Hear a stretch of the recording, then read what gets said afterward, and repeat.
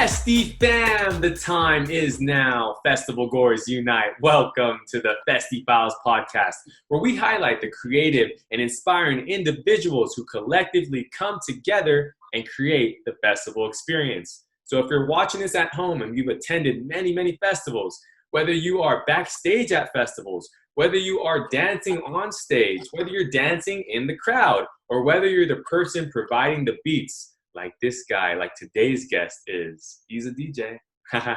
We each play an integral and important piece in the festival culture, festival community, festival experience. My name is Desmond Beristain, CEO of Festiie, Festival Smart Band. And yeah, we're going to get right into it today. I super appreciate this guy because we met at a festival, so the vibes kicked off there. He heard about us, and we always appreciate anyone that just gives us that support and energy, because that's what keeps us going. His motto is simple, he works really hard, he plays hard, and he's actually provided Festiie with an exclusive mix, which we're going to link at the end of this podcast.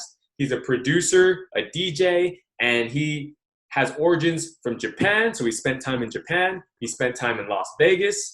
Ladies and gentlemen, Mr. Fire Tracks himself, Pepe Orro. Pepe, what's up, baby? Welcome to the Festiie Files podcast. Thank you for having me. Thank you. This is awesome. Yeah, dude. Of course. I mean, that's why we're doing this. We kicked this off to share stories, to share inspiring stories, and to let everyone know that, we each have a story, and to learn from each other. So how you been, man? How you been during these times? What you been up to? Good. I mean, obviously with everything that's happening, it's a little bit tough. We're missing EDC really bad because it hasn't happened yet this year. But I think it's really given me an opportunity to kind of like take a step back and focus a lot on the music. Obviously, you've heard a little bit of what I have coming up. That almost no one has heard it, but my wife and friends.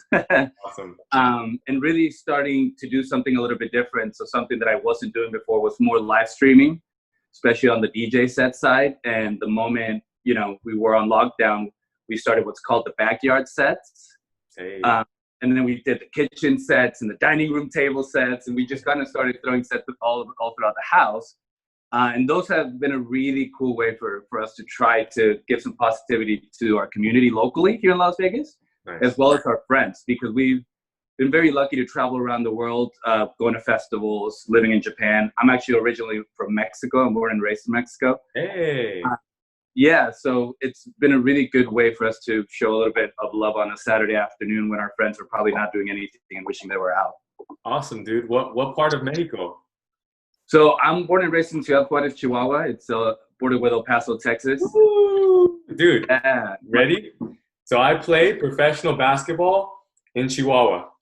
Really? In Chihuahua, Yes. Chihuahua? So I played, so Chihuahua, they have a team, El Dorados de Chihuahua in the Ciudad. I played for Los Manzaneros de Cuauhtémoc. So in Cuauhtémoc, also. Cuauhtémoc? Yeah, dude, straight up. Dude. That's awesome. And yeah, they flew me into El Paso. I straight up went to Juarez, crossed the border, went to Juarez, went and ate. I was very careful.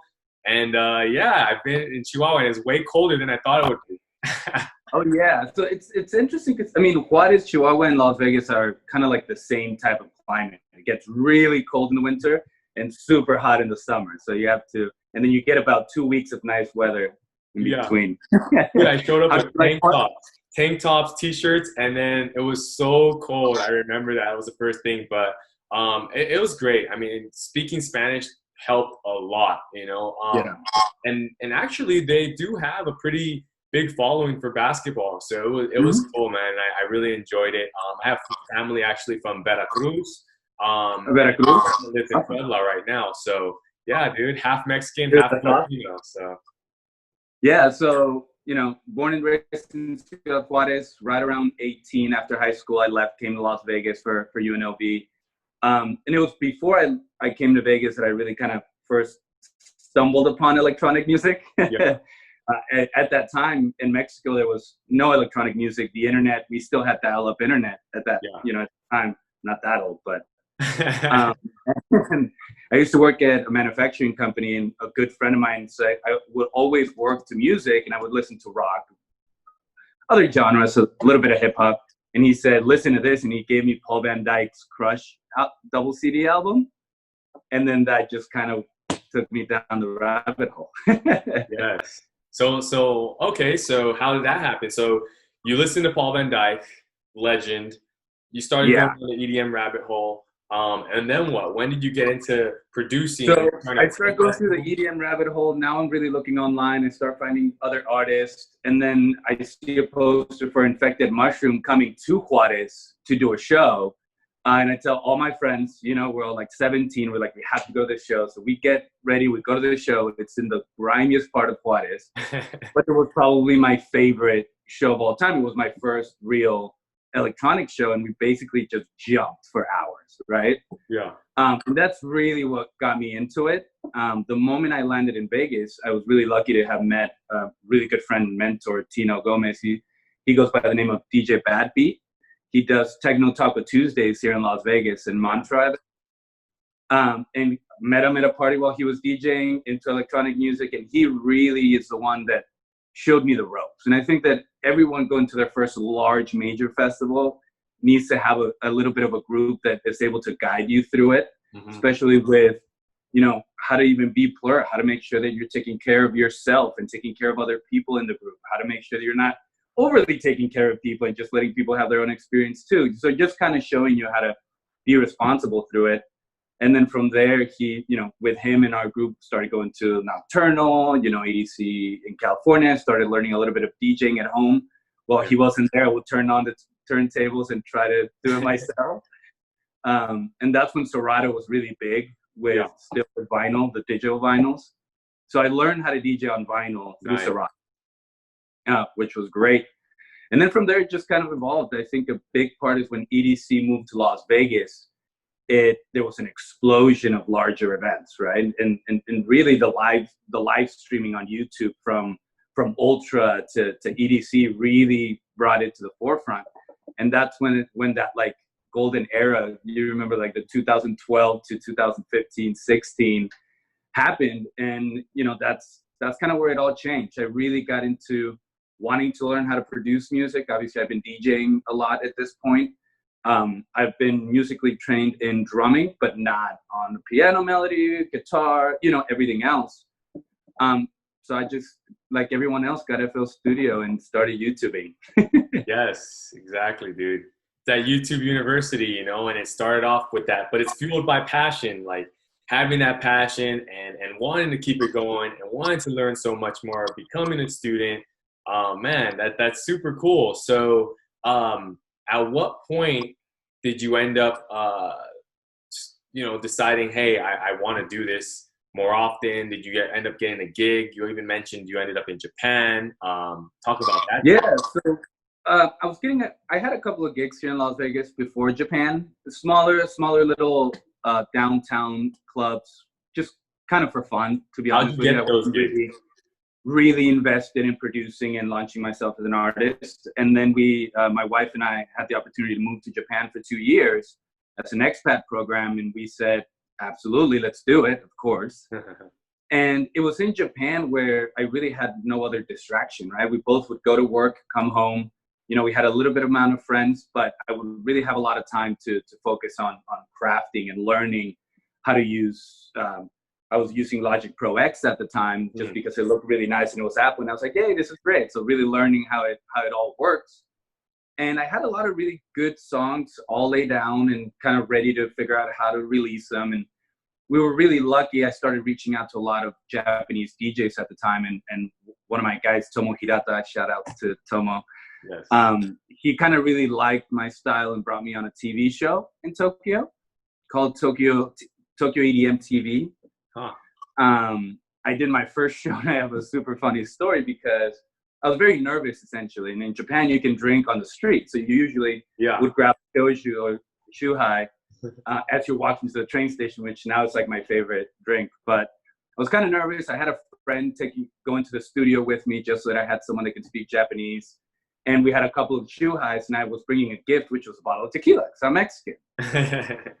So we get to the showing, they have the DJ system, we kind of get it started, they have a translator for me, and we take a shot of tequila during the show, Well, they got excited, so we kept on taking shots of tequila.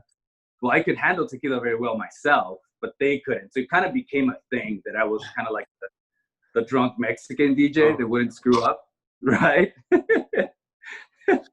So unfortunately, that became really popular, and I started getting my first club gig. So when I arrived at the club now, not have drinking any alcohol before I arrived, Tomo Hirata came up to me and he's like, hey, listen, there's a lot of people that want to take a shot with you. So I'm going to hide you over here for a little while, and then you can come out and then you can do your set. Well, that didn't work out because in the green room, all the other DJs wanted to take a shot with me. So that kind of continued. So I had to keep, but I think it was at that point I met online one of my best friends now, Ronnie Gallegos, who goes by the Boogie Bandit.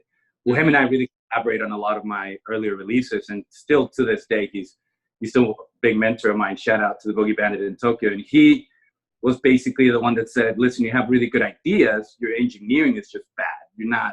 Your mixing and mastering is not really there yet. You just have a lot to learn. And he really took me under his wings. Let's start working on songs together so you can see what I'm doing and why things are working the way that they're working. And then for a full year, I kind of worked with him on several tracks. Our first song was on Electro Step Nation. And that's really when I said, okay, I think I can really do this. I think I can go for it. It was really funny. Even my wife brought us a little cake when the release came out. It was really cute. And then from there, it's just, next goal after next goal, trying to get better at it. Yeah, dude. Man, that's really cool because, well, you also mentioned, the funny story. And when I went to visit Mexico and brought my fiance with me, and it was her first time going to like a Mexican style wedding. And you could tell the reception afterwards, before they brought out all the food, you sit down, everyone's sitting on the tables, and they're bringing out tequila, and they're giving everyone shots. And this is before any food. So by the time the food comes, and we're hungry, literally everyone's, shots into it, and everyone's feeling it. And I'm telling her, like, and to this day, she's always like, I'll never forget that. Like, wow, this is how they do it out here. And I was like, hey, that's part of the experience. But I'm glad that you were about it and cool and like still able to do your thing. And then you also mentioned, and shouts out to your wife, like the environment. How have you been able to maintain a positive attitude mindset and create an environment that supports that? Well, a little bit behind that is my wife and I actually met at EDC first year that it was here in Las Vegas. It's kind of funny. It's the typical, boy goes to EDC like every year with all of his best dude friends. One of his dude friends has a girl that he knows that is best friends with all of, her girlfriends, and then the group comes together, and we've been inseparable ever since. Kind of. So we both have that passion for electronic music from the beginning, and we actually really think of EDC Vegas as our New Year's. We go to EDC Vegas with all of our best friends and our rave family that we've gone through every year. Shout outs to the rave family.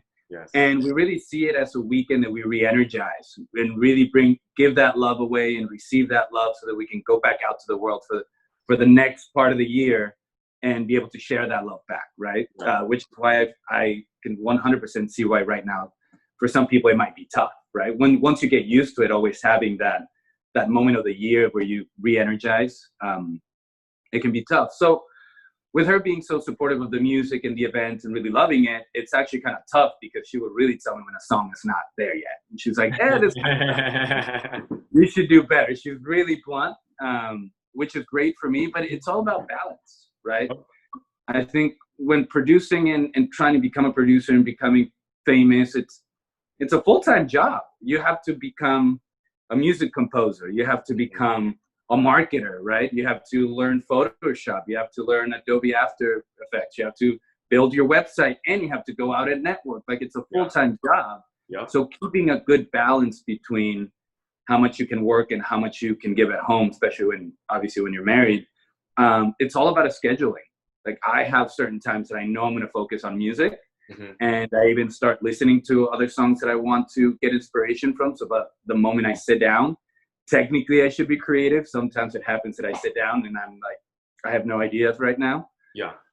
But then what you do when that happens is then you take that time to go through your packs, right? To organize your folders, to organize certain sounds, to try out new things and see if something comes out of it. So I think the biggest thing is just maintaining a balance for you emotionally as well.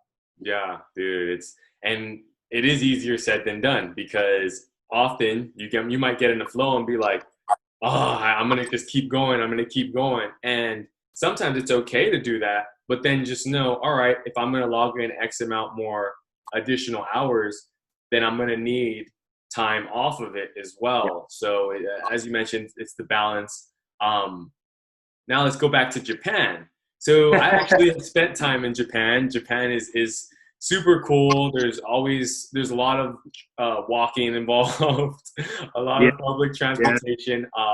What part of Japan were you guys staying in? So we lived in a neighborhood called Jiugaoka. It's right in between, central Tokyo and Yokohama. Okay. That's basically where we had our apartment. And it was perfect for us because I was 3 stations away from Shibuya, which was great. Yeah. I mean, basically party central, right? And some of the most memorable parts is obviously Ultra Japan had just started when we arrived. Yes. So we said, this is our first Ultra Japan. We obviously get ready, we head out there, and in the first day we meet so many people. Yeah. We met our friend Tomo Hirata, so we're backstage, which was unreal. But then we met a lot of great friends that stayed our friends throughout the whole year. And these are festival kids just like us, but they're just living in Japan. Very different style of festival. I think the plur concept hadn't reached Japan yet. However, Japanese culture is a very plur culture already. It's a very respectful one. And I think they did a phenomenal job for the festival. I think they could do a little bit different. The bathrooms were outside of the festival. That's the only thing that I would say. If you have to use the bathroom, you have to go outside. But, in Japan at that time, electronic music was just really coming in, and it was coming in with a force. All the clubs were playing all the major artists. At that time, all the major artists said Asia is where you should concentrate a lot of your marketing dollars right now. So I was really lucky to come into a market where everyone was really wanting to hear that, international electronic music. Yeah. And as everyone was playing big room, I came in and started playing trap. So that kind of really threw them off, because I would play Axwell and Grosso, and then I would play, a couple of trap songs, and like, wait a minute, what is this? So It kind of was a really cool environment at that time. Dude, and man, two things I want to talk about. Well, first off is that Ultra. I believe, was that the one who was headlining that? Porter Robinson? Was he at that one? No, not the first one, no. You know what's crazy? I never saw Porter in Japan. He lives there. Yeah, dude. I'm still mad at it, but I never saw it. I mean, you and I met at Porter. Well, virtual self. Yep. That's how we met. He performed at, I think it's called Anison? Well, Mogra or something like that. Mogra is a club out there in Japan. But yeah, he obviously has made a wave in Asia. That was the first thing I wanted to say. But the other thing I want to mention, and it's just a little tidbit, and you guys will all see it in the Festiie exclusive mix, but I want to keep showing love. You mixed in some Skeller, dude. And I love Skeller, dude. I feel like, let's talk about Skeller real quick. We're going to give him some love, because I still feel like he's super underrated, and that dude is a beast. Yeah. I mean, where do you even start? There's so many artists right now that are super underrated that, especially a couple of years ago, it all kind of started to become about how hard you can go. It's like the harder you can go, the more headbanging that works out. Yeah. Where I really see a big change right now into the melodic side, whether you're looking at trap, you're looking at, house, how house is almost house again, right? And there's so many young artists that are coming up that are kind of following that. And from what you heard from my EP, I'm trying to move into that side to kind of merge both the old school house music that I fell in love with, those big synths, big stage type of feel, but then bring you back with something nice and flowing, a little bit more hip hop-ish on the beat. So, God, I spent hours just going through YouTube and YouTube channels and SoundCloud and track list 101, just trying to find new stuff. How do you find new music? I'm really I love this. I love this. Thanks for putting me on the spotlight. Yeah, because I play. Actually, yeah, I got the little setup behind me, and I encourage everyone right now while you're at home, try things. Right? I don't know if I'm gonna. My dad was DJ, and he was vinyl rec, vinyl spin, and I already started learning that. Where, oh wow, I'm showing him. I'm pulling up, and I'm setting up my deck, and I'm here beat matching and mixing, but I'm using the eyes, and he was the one that was like, use the ear. And that's why the vinyl is like, I'm like, dude, wow, so much more respect for that. I mean, I already had so much because it really is through the ear. Yeah. I mean, I always suggest for any new artist that's learning how to DJ, especially with something like Pioneer, obviously, which is everything. If you have Nexus 2000s, right, just try to DJ a whole set without looking at the waveform. Just go back to the other format where you can only see the small waveform and try to get yourself used to it. Because in a big moment, it makes a big difference. Like once you're there, and I mean, Laidback Luke said it best, is for new artists that are starting to play big shows, when you're there and you get really nervous because you see all of the people there and, it's kind of, everyone's just looking at you. Remember that you can look down, look at your system, and you're basically back at home or back in your bedroom or back wherever you learn how to do it. So if you're able to beat match without having to look at the screens and get a little bit used to it, it helps so much more with your presentation. That's something that I struggled with in the beginning as a DJ performer, is does my body language have the presentation that it should? Because I would get nervous and then I would move around here and I would kind of try to figure out something here, and then you lose that connection with the crowd, right? You want to be able to look up, put your hand up at the right time to let them know that something is coming and vice versa. And that was really what helped me start getting into a little bit more being able to perform on it. Exactly, man. I love that you brought that up. And shouts out to Laidback Luke, because he really, I respect him a lot too. Everything he does is just right then and there. So answering the first question about how I pick a track or, just making playlists, I search YouTube. I love that phase of searching and searching and searching. And then it's always like a golden gem when you find that track that's like, oh my gosh, this is so good. And then you look and it's like 200 views, 1,000 views. You're like, how is this even possible? And you're like, all right, that for sure needs to go into the vault. That needs more love. That is just a gem. So I love finding those to just complement the other tracks that are going to bring up the energy and the vibe. But that's really cool. I have a question now, because we got into this, and a lot of times people think, oh, like, let's talk about these pre-recorded sets or stuff like that, or knob touching and all that. What's your take on that? Because from what I've seen, and I've spoken to different, various artists, and some of them are like, so much goes into the actual pre-production of a set. They're like, so much that goes into it, and then you need, from the lighting and then all that. But what is your take on it? Because I still feel like sometimes if I watch a set and I'm like, man, I don't know if they're really doing it or not. You start to get in that, and as opposed to just enjoying it. But at the same time, you can appreciate it even more so when you know 100% too. Yeah, I mean, well, number one, and first of all, is no major DJs out there playing these major festivals if they weren't a producer first, right? So the fact that they're already playing songs that they produce, I see it more as being a composer, right?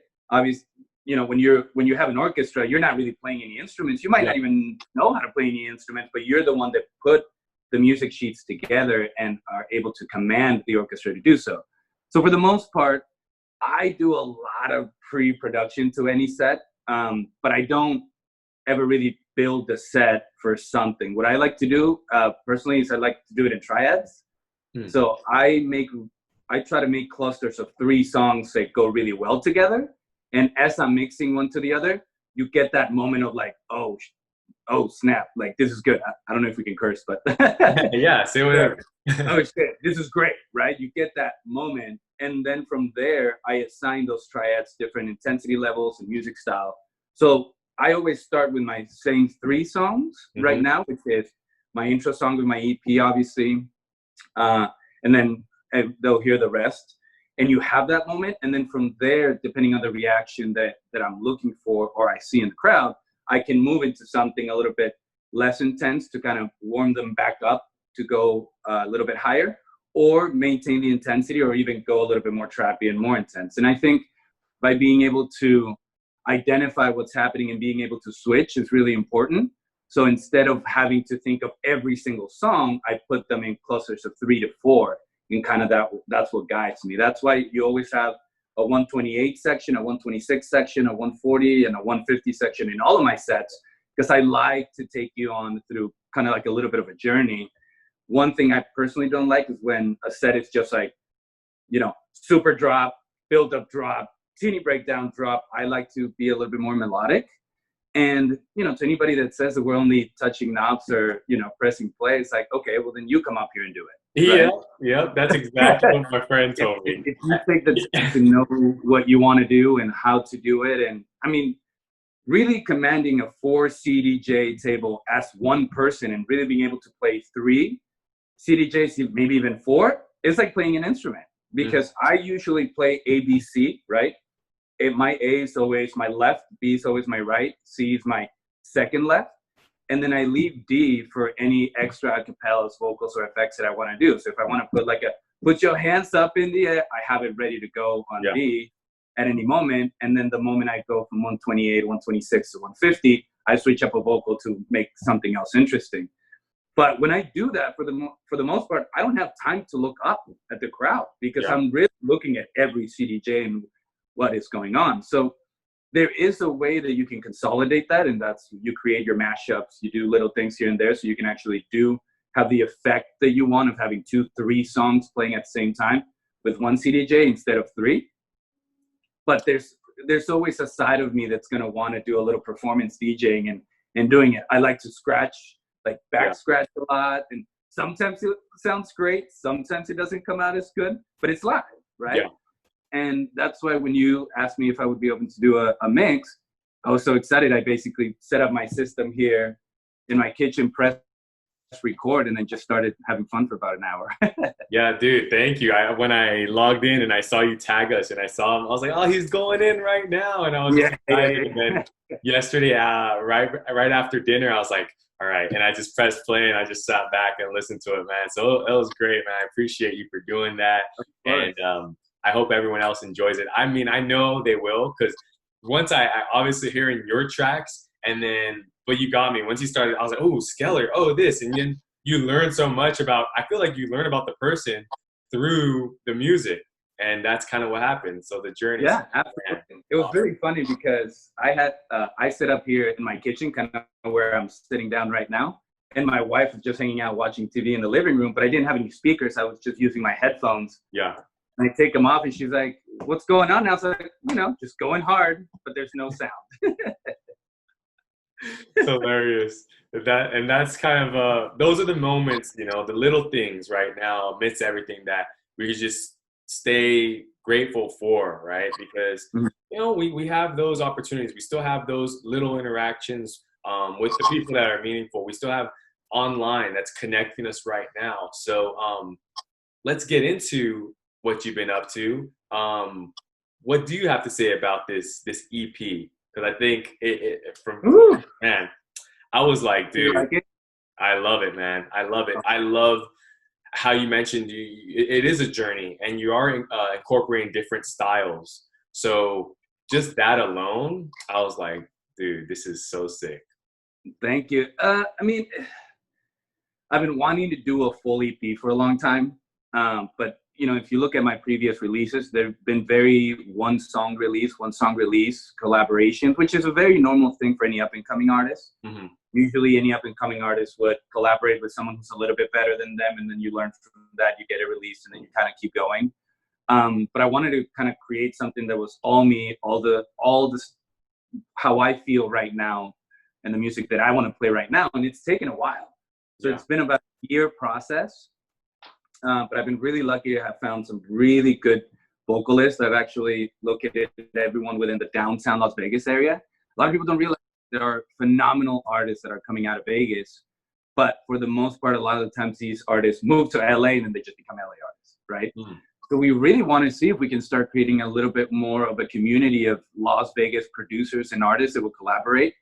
One big thing that helped me in Japan is we used to have, studio Saturdays, and every Saturday, a bunch of us will get together at someone's house and just kind of showcase what we were working on. We'll give each other advice. We'll look at everyone else's Ableton project and kind of see what they were doing.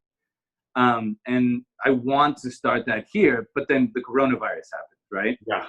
However, luckily for me, when that happens, I'm not leaving the house. I'm working from home. Now I have all this time to really focus on on finishing this EP. And that really motivated me to say, I'm going to go for it. It's almost like a relaunch of my music career in a sense, because I'm kind of launching this new sound. And I have the 5-track EP that you've heard.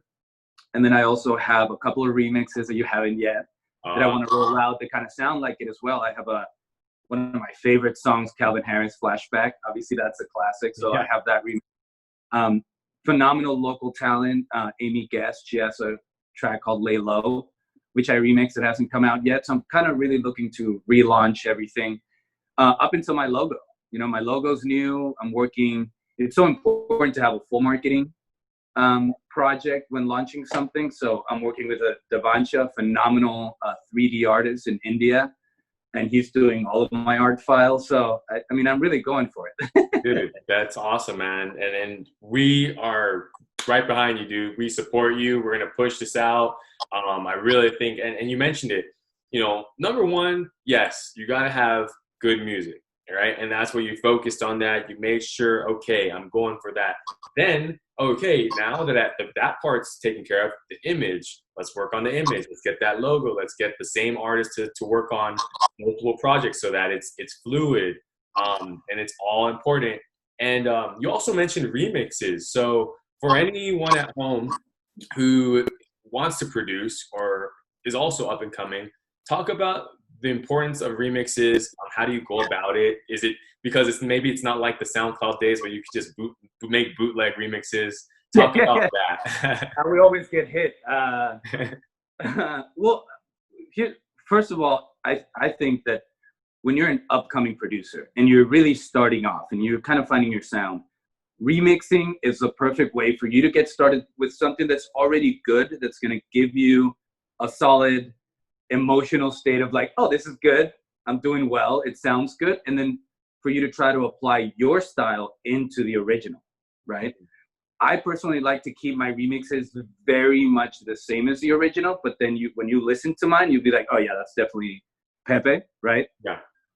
But when you listen to the song, it's that song. I work a lot with the same melody lines, but then I really switch up the structure, the BPMs, the key, and work on a lot of other elements. But I think when I was first starting off as a producer, to come up with a good melody that had a good drum sample on it and I actually got a good structure would take me so long. And it was kind of disheartening at the beginning, right? You're like, this is too hard. I kind of suck at it. Yeah. What's not that, it's just you're really starting to learn what your lane is.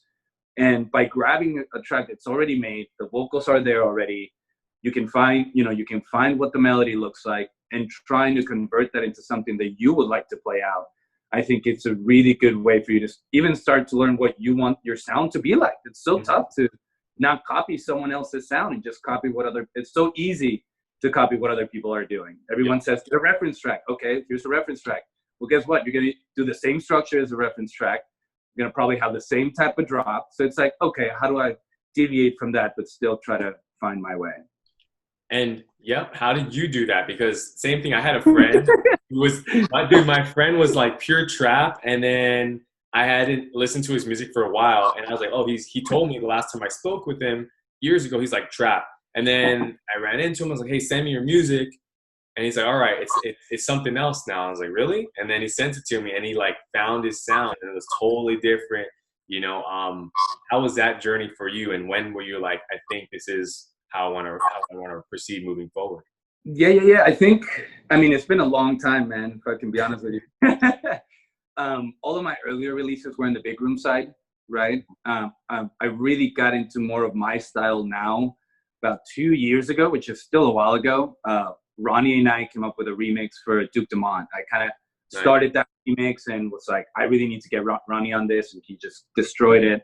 And it's our most popular remix to date. It got to a point where even a label came out to us and they put it on all streaming channels. Nice. So you can actually listen to it apart from SoundCloud. Yeah. And then after that, I kind of had to take a break because I would always go back to the same style.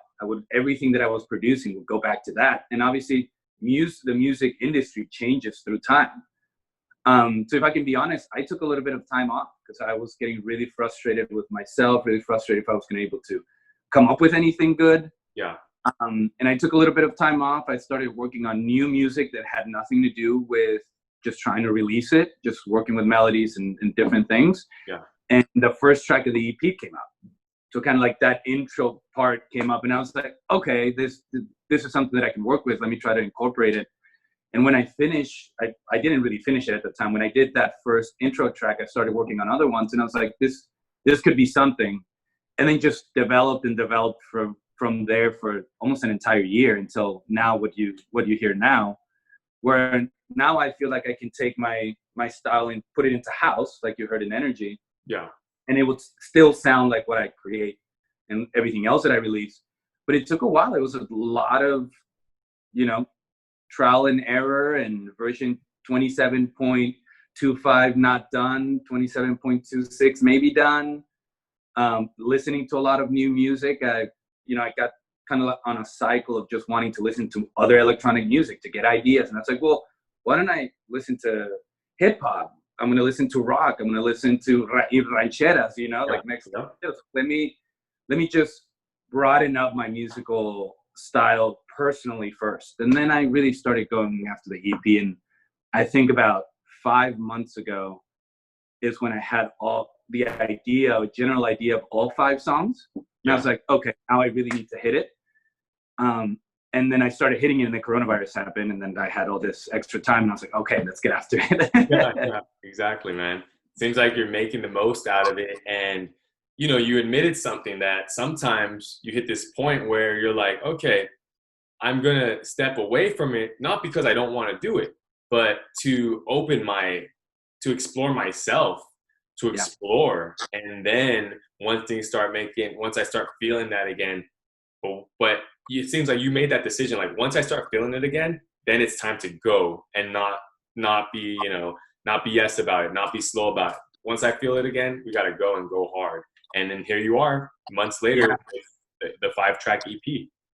So, I mean, yeah, I'm a little nervous. I'm not going to lie, just because releasing everything and seeing what the reaction is going to be like and if it's going to work, it's a little nerve-wracking. I haven't put myself out there like that in a little while, but I have to do it, and I'm excited. Listening to your words that you really loved it. It's like, it warms my heart, So I'm really excited to see what people think, from how the artwork creates an environment as well. I think that's a really important thing now, to what the songs themselves sound like, and then what a live show would be like, which is kind of how this mix goes. So, I'm really excited for the future. It's a lot of work, but I'm ready to do it. It's a lot of work. And honestly, man, I mean, I usually have this saying, I'm like, well, if one person likes it, if one person's like, yo, this is big, this is making an impact on me, then amazing. If 2 people like it, then you're like, oh my gosh, 2 people like it, wow. And then if 3, then you've won the lottery.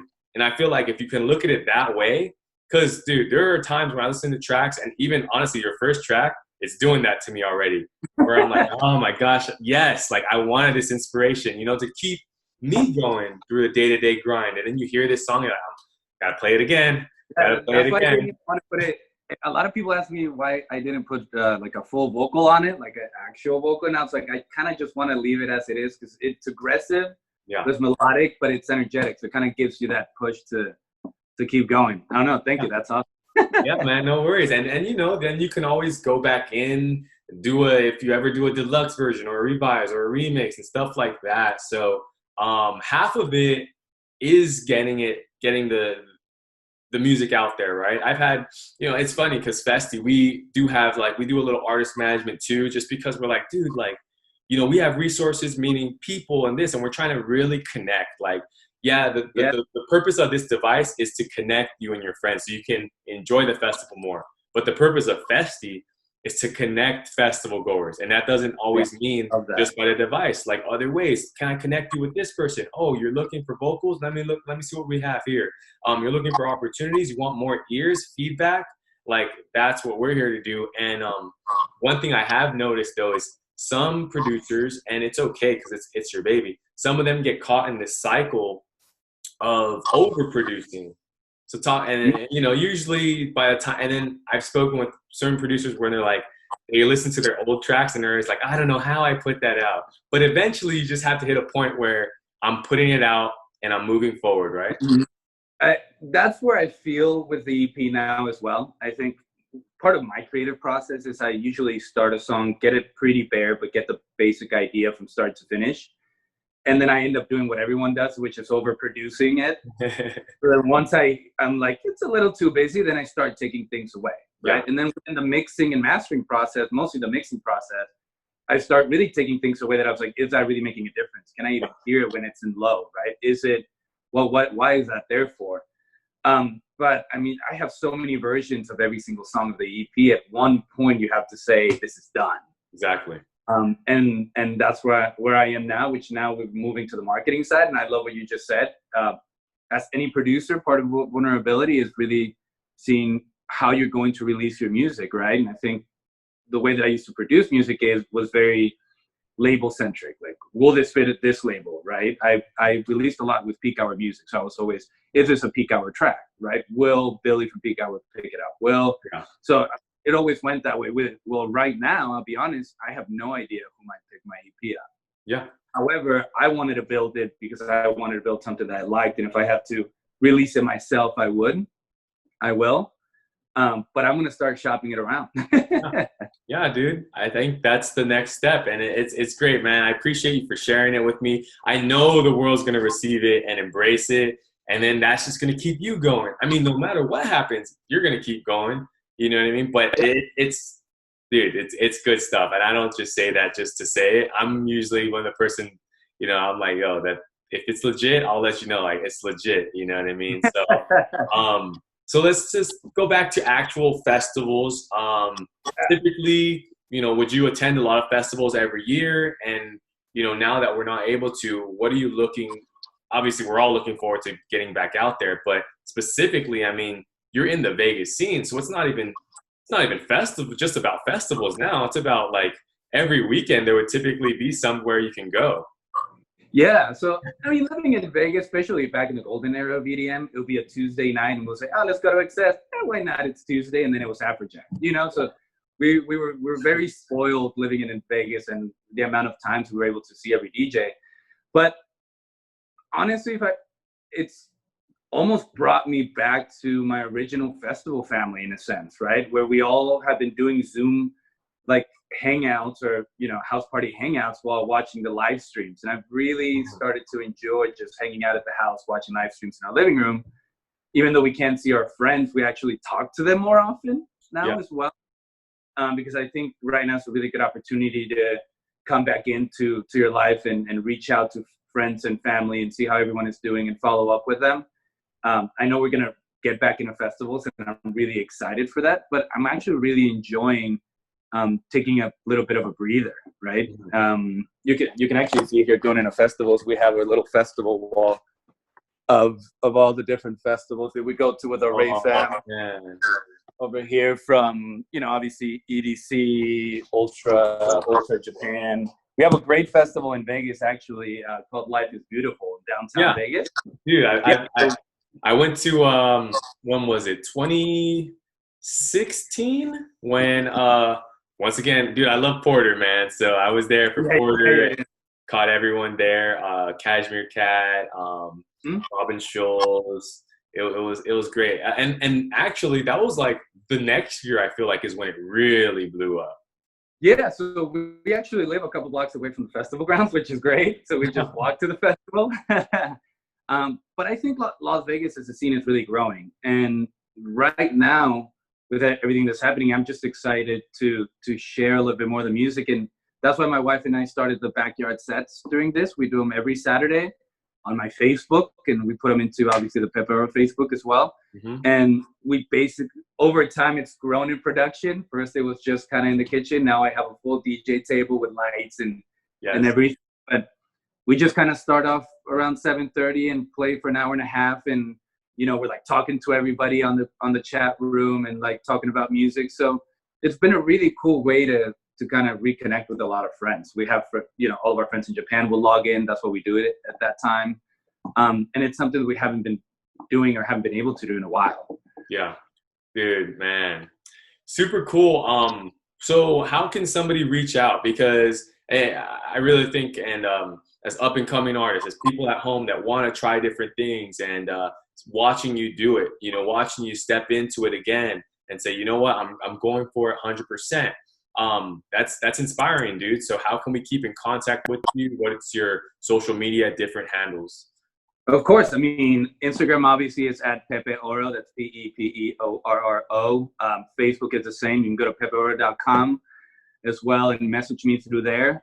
Private messages on Instagram, I always respond. You know, I'm not big. So if anyone wants to just talk about the production process, any type of collaborations, or you need a little bit of, you have a question about a production game, just reach out. I'll be happy to help. That's awesome, dude. Thank you, man. And I know you said that you and your wife, you guys met at EDC. Did you guys get married at EDC too? We're getting married. We're getting married next year at EDC, which is going to be our 5th year anniversary, wedding anniversary, and it'll technically be almost like our 10-year, you know, EDC anniversary. So we are going to do that. I come from a very conservative Mexican family, so you know we had to have the big Mexican wedding. And my parents would have killed me if we would have gotten married telling them at EDC. But, you know, for Kelly and I, EDC has played such a big role in our lives, you know, just in our Ray family and our group of friends that have been going with us for years to all of the memories that her and I have created together.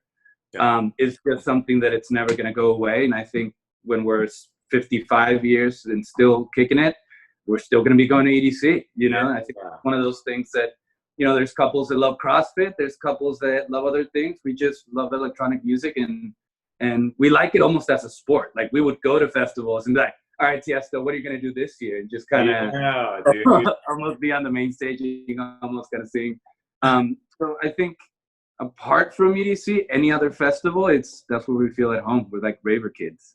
Awesome, dude. Yeah, man. And like, you just said it, like, I love the fact that, you know, you embrace the culture that much where you can be, for example, you're going to take off, dude, you're going to kill it, but then you're still going to go to festivals. Like, I love that part when you like see an artist and he's like, I got to get it too though, because I really love this. That's like, it always takes it to another level of respect. How are you going to be a major like electronic music producer and not have your own favorite producers, you know, that you go and see what they're doing that year? And especially like, if you look at the different festivals, Ultra is where every major producer goes out and plays their new stuff. But Ultra is more of the poppy, you know, mainstream electronic. You go to EDC and EDC plays its own role where it's like all more of the underground, who is going to go harder that year. And, you know, so we like to go to both festivals to get a little bit of everything. Yeah, dude. I love it, man. And I want to ask you what your favorite festival is. Dude, it's so funny because for me, if you really ask me, it's gonna sound it's interesting, but different versions of this. Okay, so I have 3. Now, if you tell me one, it's gonna sound funny, but all right, Coachella. There's a reason why it's my favorite, because I've come up with the blueprint to do Coachella perfectly. I got it down to a science, man. I got it down to a science. We've gone to 4, so we love Coachella as well. Oh, yeah. Dude. I got it down to a science where I swear to you, every year it's like, all right, and I bring my friends, and every year it's always a new friend who comes, and we do this plan, and it works out perfectly. We get there early. We get there 1:30. We're hanging out in the car for about an hour, you know, talking to people. go in. We go hard, dude. We go in, we go hard. We're at the Do Lab. We're getting sun. We're running around. We're having fun with everyone. And then 5 p.m. hits, and then it hits us, and we're like, dude, we're tired. We rest for like an hour, dude. And then we hydrate, we eat, all that.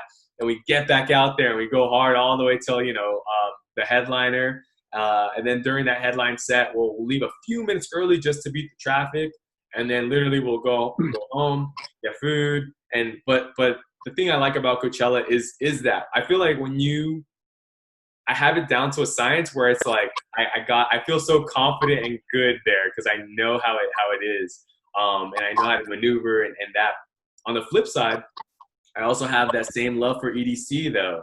EDC, yeah, I was gonna say. Oh my gosh, it's different. My festival family and I, like my race family, I have everything down to like a T. Yes. For EDC. And every year we bring in 5 to 10 new people because it's almost 40 of us. And every year we go all 3 days from beginning to end. And it's funny because the company that I manage, we have warehouses at the Speedway, so I get the employee parking. Wow. So we're able to get in and out as quickly as possible. So cool. Dude, yeah, EDC, same thing. I have it down to a science. And honestly, for guys, it's a little simpler because females, it takes them longer to get ready. They got to do all the glitter, all that. Guys, we're like, all right, throw on my tank, throw on this, let's go. The moment I walk in, tank goes out, no shirt, shorts, and shoes. That's it. Exactly. So that gives us like a couple more hours of sleep, the next day. But EDC, you have to be prepared because it's sunset to sunrise. And honestly, I'm trying to stay there till sunrise. I got to catch a sunrise set. Do you and your team like go hang out at the bleachers so that everyone can meet you there? Because we have a spot that we've used for like 6 years at the bleachers, so that if you're waiting for everybody, you still have a show going on. So you're still hanging out. Yeah. Well, the funniest part is when we were doing Festiie testing, we had a meetup spot because we're like, all right, just in case something malfunctions, and it happened where one of them, this was years ago, wasn't working as great. And one friend was lost, and we were just in the bleachers sitting, and that view when you see everything going up. And it's so funny because we're like in the bleachers sitting like this, and we're like, he's out there somewhere. Yeah. And it's this. I love EDC though, man. It's so cool. I feel like I don't even like thinking about it so much because it gets me. It gets you like I want to be there. I know. It gets me excited too. It's so. One more though. I do have to show love to Lightning in a Bottle. Obviously what I've heard. Yeah. What they did this year was a little controversial, but they made it through because they have a loyal following. And dude, Lightning in a Bottle is so cool because there's like a lake and it's such a chill vibe and you're camping and it's like it's different. All 3 of those festivals, Coachella, EDC, Lightning in a Bottle, have a different vibe, but I got love for all 3 of them, man. So there you go. Yeah. I think one of the biggest things that I would say for anybody going to EDC is it's fine if you drink tequila with Pedialyte, okay? It works. Recovery is the most important thing. Like literally, you can start partying before you go inside and hydrate at the same time. It's fine. You're fine. Yes, because everyone's felt it when it's like 3:30 a.m. and you're like, oh my gosh, 3 more hours of it. Like I'm feeling it. Yeah. It was so funny because my wife and I went to Tomorrowland, right? Everyone always wants. I mean, you have to try it, right? And we go to Tomorrowland, we do the camping, and we always have, I always carry a camel bag for both of us, so we're staying hydrated, and we bring these little closed packs of Pedialyte. Yeah. But I think Tomorrowland is not as used to, they don't have as many ravers, if you can think about it. It's more like a Coachella of electronic music. So you don't see a lot of candy, you don't see a lot of more naked people like we always are at EDC. Yeah. But then my wife and I are like literally refilling our Camelback, and a guy comes asking us if it was drugs. I was like, no, bro, it's Pedialyte. I mean, shoot. I never felt more adult in my life. Yeah, dude, it's literally part of the recovery process. And I'm like, nope. Before we go to EDC, I literally will buy. That's like the last thing. All right, let's go get our 20 Pedialytes. And every day it's like when everyone goes to bed, hey, chug this real quick. Chug this, drink this. Absolutely. Why not? Yep. So Man, I love going down memory lane and just sharing those experiences. And dude, we're definitely gonna have to link up again next EDC, next Absolutely. time in the future. I'm super stoked for your project. Let us know whenever it's gonna come out because we wanna promote it. We want to show that love. Thank you again for the exclusive mix. And yeah, everyone, Pepe Orro, he came through, showed love, Thank you, and that's everybody. what it's all about. Thank you so much for having me. It's so uplifting to be a part of the community again and talk more about it. So whenever you guys wanna, I'll be happy to come back. Oh, dude, most definitely, man. Keep going, dude. Keep going. We'll get another exclusive mix in the future. And I noticed you mentioned you have other friends. We invite exclusive mixes. We feel like right now we want to do that. We want to use our platform. Like I said, the product is going to do its own thing. It's fine. It's more important to connect the community, especially in the time of need. Why? Festi, you use it in a time of need. This is a time of need where we all got to come together. And if we can do that and help move it forward, we're there for you guys. So cool, man. Everybody, Desmond Beristain, Pepe Orro, Festi Files, signing out.